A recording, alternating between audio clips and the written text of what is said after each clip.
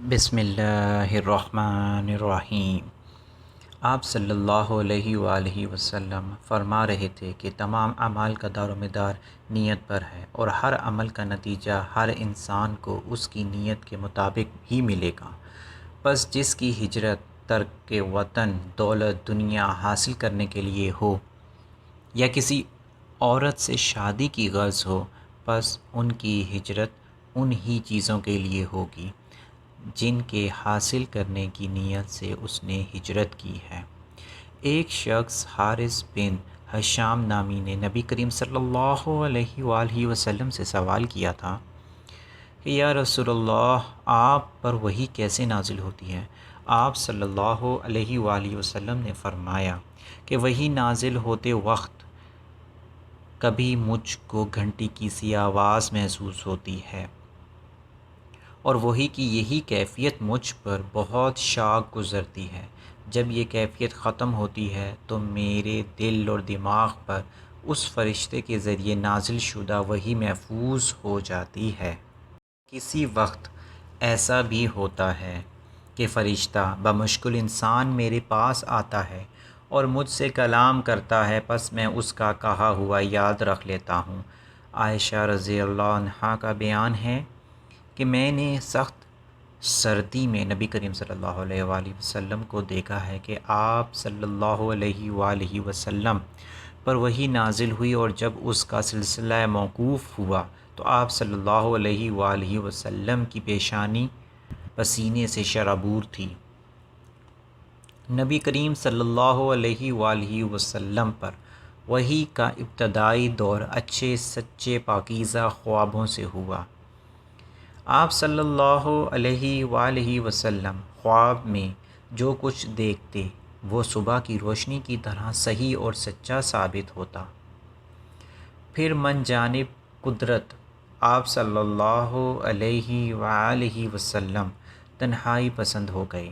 آپ صلی اللہ علیہ وآلہ وسلم نے غار حرا میں خلوت نشینی اختیار فرمائی، اور کئی دن اور رات وہاں مسلسل عبادت اور یاد الہی اور ذکر و فکر میں مشغول رہتے۔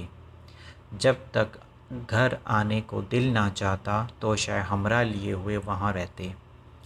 توشہ ختم ہونے پر ہی اہلیہ محترمہ خدیجہ رضی اللہ عنہا کے پاس تشریف لاتے، اور پھر توشہ حمرا لے کر پھر وہاں کی خلوت غزین ہو جاتے۔ یہی طریقہ جاری رہا یہاں تک کہ نبی کریم صلی اللہ علیہ وآلہ وسلم پر حق منکشف ہو گیا، اور آپ صلی اللہ علیہ وآلہ وسلم غار حرا میں قیام پذیر تھے کہ اچانک جبرائیل علیہ السلام آپ صلی اللہ علیہ وآلہ وسلم کے پاس حاضر ہوئے اور کہنے لگے، اے محمد پڑھو۔ آپ صلی اللہ علیہ وآلہ وسلم فرماتے ہیں کہ میں نے کہا کہ میں پڑھنا نہیں جانتا۔ آپ صلی اللہ علیہ وآلہ وسلم فرماتے ہیں کہ فرشتے نے مجھے پکڑ کر اتنی زور سے کھینچا کہ میری طاقت جواب دے گئی۔ پھر مجھے چھوڑ کر کہا کہ پڑھو۔ میں نے پھر وہی جواب دیا کہ میں پڑھا ہوا نہیں ہوں۔ اس فرشتے نے مجھ کو نہایت ہی زور سے پھر کھینچا کہ مجھ کو سخت تکلیف محسوس ہوئی۔ پھر اس نے کہا کہ پڑھ۔ میں نے کہا میں پڑھا ہوا نہیں ہوں۔ فرشتے نے تیسری بار مجھ کو پکڑا اور تیسری مرتبہ بھی مجھ کو ایسا ہی کیا۔ پھر مجھے چھوڑ دیا اور کہنے لگا کہ پڑھو، اپنے رب کے نام کی مدد سے جس نے پیدا کیا اور انسان کو خون کی پھٹکی سے بنایا، پڑھو، اور آپ کا رب بہت ہی مہربان کرنے والا ہے۔ پس یہی آیتیں آپ صلی اللہ علیہ وآلہ وسلم جبرائیل علیہ السلام سے سن لی کہ ان حالات میں غار حرا سے واپس ہوئے کہ آپ صلی اللہ علیہ وآلہ وسلم کا دل اس انوکھے واقعے کی جانب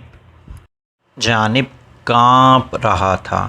آپ صلی اللہ علیہ وآلہ وسلم خدیجہ کے ہاں تشریف لائے اور فرمایا کہ مجھے کمبل اڑا دو، مجھے کمبل اڑا دو۔ لوگوں نے آپ صلی اللہ علیہ وآلہ وسلم کو کمبل اڑایا۔ جب آپ صلی اللہ علیہ وآلہ وسلم ڈر جاتا رہا تو آپ صلی اللہ علیہ وآلہ وسلم نے اپنی زوجہ محترمہ خدیجہ رضی اللہ عنہا کو تفصیل کے ساتھ یہ واقعہ سنایا اور فرمانے لگے کہ مجھ کو اب اپنی جان کا خوف ہو گیا ہے۔